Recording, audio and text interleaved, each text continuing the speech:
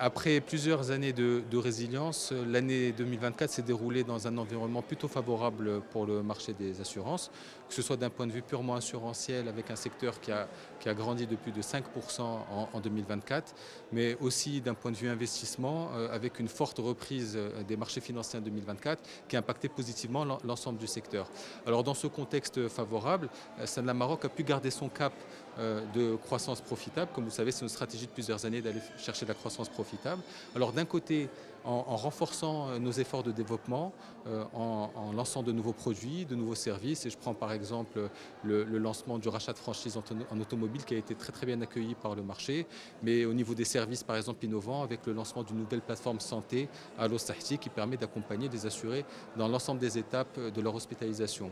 D'un autre côté, pour aller chercher cette croissance profitable, on a aussi fait un travail de fond sur la qualité de notre portefeuille, sur un certain nombre de branches, de manière à capter, à limiter la sinistralité autant que possible.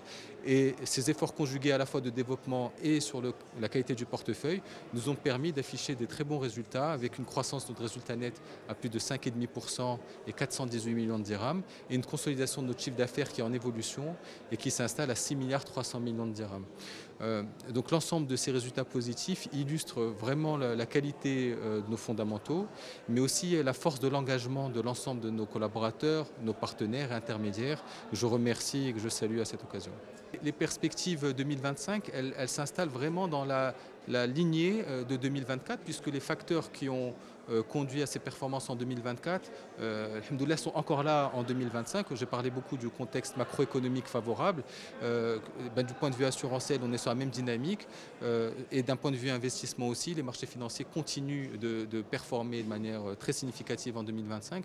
Donc on est relativement confiant et notre stratégie reste la même. On a déjà commencé nos innovations pour 2025 avec un lancement justement hier d'un nouveau produit qui s'adresse à nos animaux de compagnie, assure chiens et chats. Et c'est un signal qu'on envoie au marché pour dire qu'on va continuer, Inch'Allah, en 2025 à chercher cette croissance profitable.